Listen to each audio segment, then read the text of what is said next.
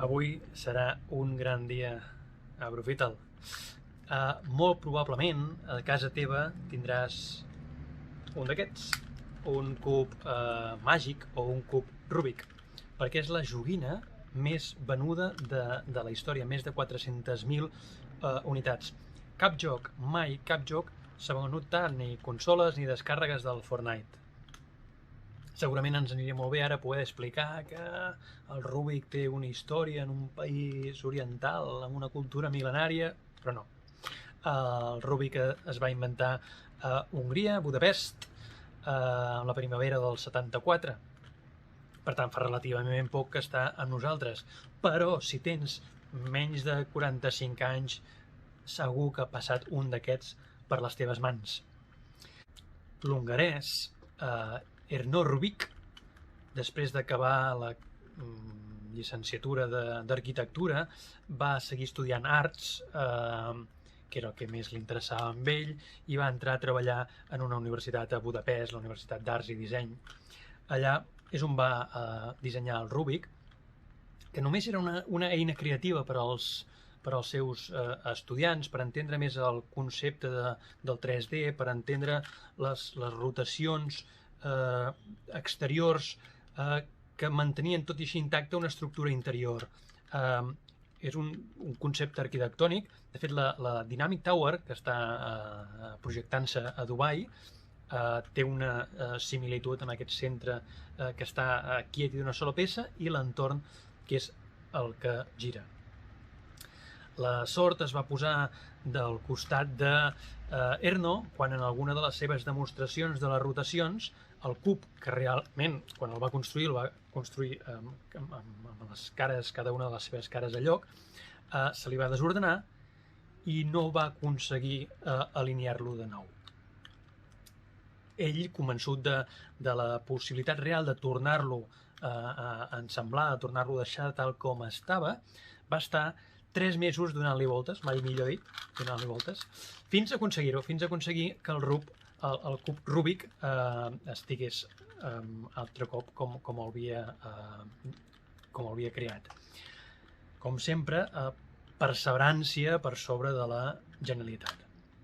Així que Ernő, resolent per primer cop a la història el cub Rubik, es va adonar que tenia a les mans un exemple no d'arquitectura, d'estructura arquitectònica, sinó d'un genial i únic trencaclosques.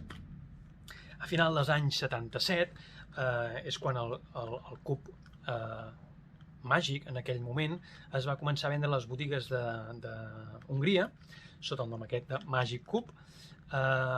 A la Hongria comunista dels anys 70, però, era complicat tot el tema de les comercialitzacions i exportacions, i una solució van ser les fires de joguines. Ernő va passejar per les fires de joguines de tot el món, de Londres, Nova York, ensenyant al món com fer el trencaclosques.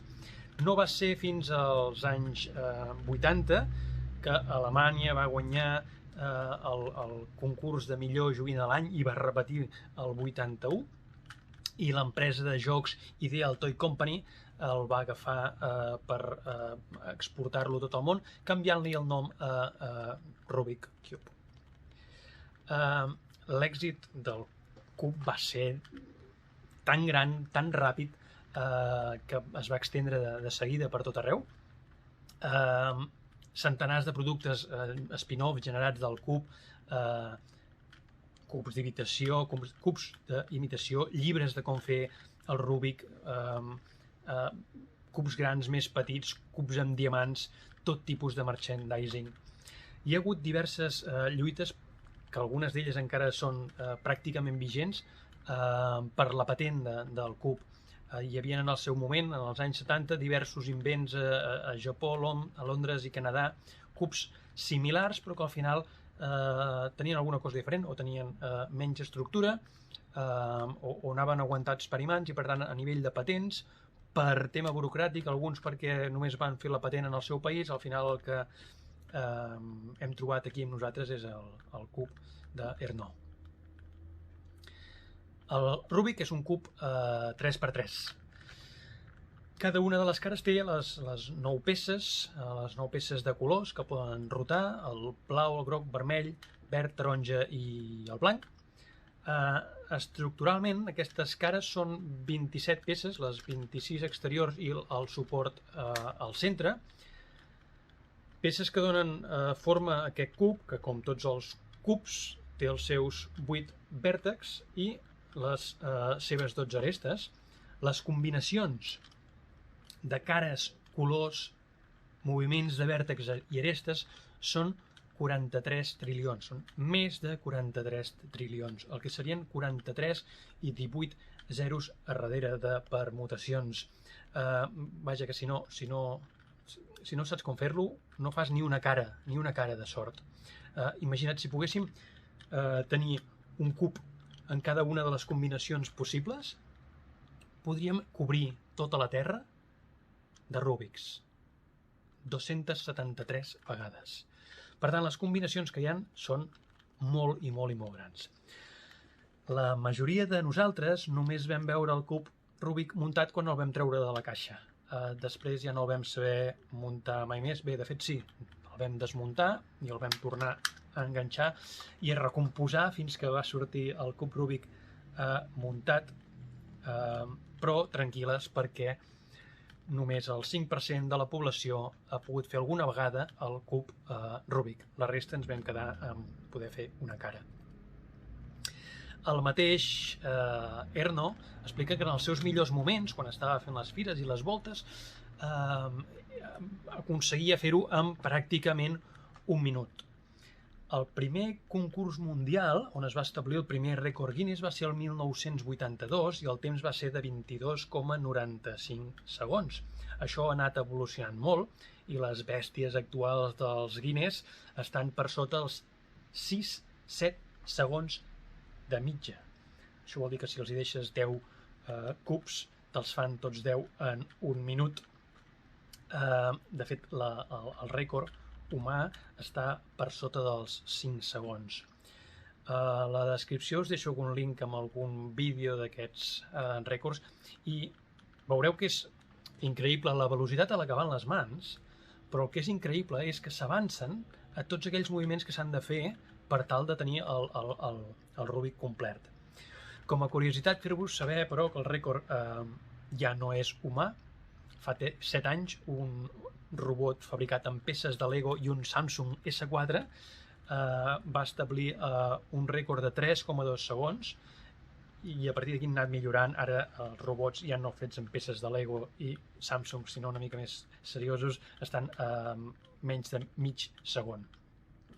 A part dels rècords mundials, tenim altres reptes més lúdics, com fer el Rúbic amb els ulls tancats, fent-lo uns quants Rúbics mentre fas malabars sota l'aigua, amb els peus, etc.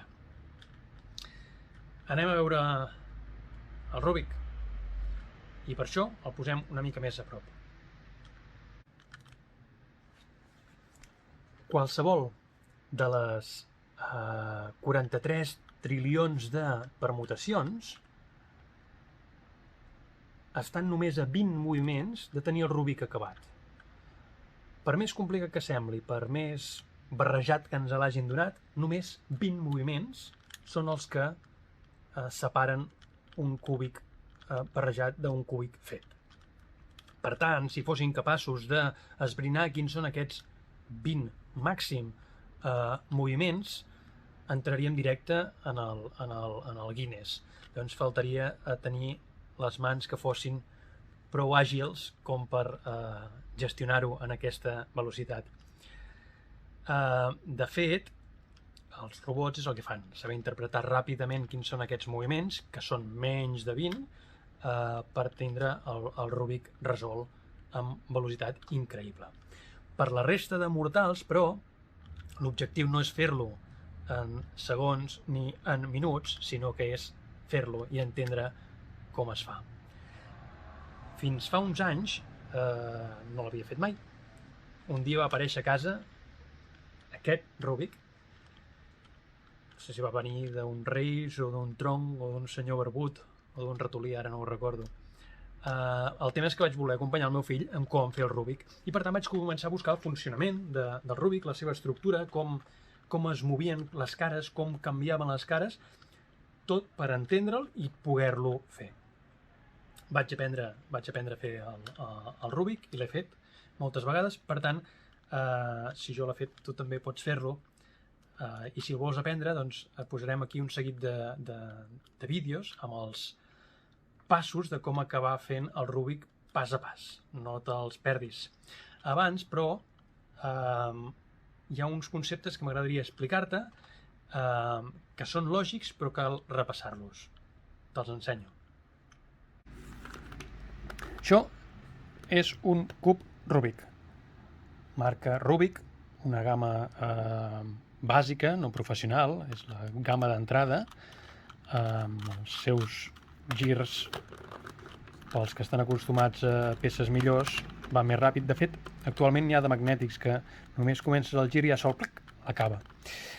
El Rubik, com tots els cubs, estan formats, dèiem, per 8 vèrtexs i 12 arestes. Els 8 vèrtexs, que són els 4 de la cara superior i els 4 de la cara inferior, aquests vèrtexs només es poden moure de vèrtex a vèrtex.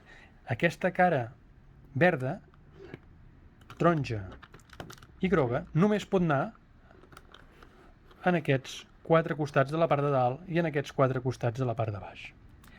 Les peces del centre de l'aresta, que n'hi ha 12, són de 2 colors i només poden anar al centre d'una altra aresta, de qualsevol de les arestes, però sempre peça del centre. I les peces centrals, per més que barregis el dau, no es mouen. Sempre el groc tindrà la cara oposada al blanc, el vermell tindrà la cara oposada al taronja i el verd la cara oposada al blau. Quan estem intentant aprendre a fer servir el cub Rubik, és important que entenguem que el cub Rubik hem de definir-lo amb un seguit de posicions i hem d'establir la cara que normalment tindrem a dalt o tindrem a baix. D'això hi ha moltes, escoles. En els tutorials que farem tindrem la majoria de vegades la cara blanca avall. Amb la cara blanca avall tenim un costat dret, un costat esquerre. Sempre es fan servir les nomenclatures en anglès, la R i la L. Tenim el costat de sobre, up, el de sota, down, el de davant, front, i el de darrere, back. I els moviments sempre són amunt o avall, o també es diuen en el sentit de les agulles del rellotge o en contra de les agulles del rellotge. Hi ha un moviment que necessitarem sovint per fer el Rubik, que és el moviment que fem amb la part dreta, que la girem en sentit de les agulles del rellotge, la part superior, que la girem altre cop en sentit de les agulles del rellotge, i repetim el procés al revés, que és la dreta en contra de les agulles del rellotge i la part superior en contra de les agulles del rellotge. I això fent-ho seria costat dret amunt, la part de dalt esquerra, baixem la part dreta i tornem a col·locar la part superior on estava. 1, 2, 3, 4. Amunt, cap a l'esquerra, avall, cap a la dreta. I amunt, cap a l'esquerra, avall, cap a la dreta. Aquest moviment és un clàssic que necessitarem en diferents posicions del Rubik. I us deixo una demostració en directe.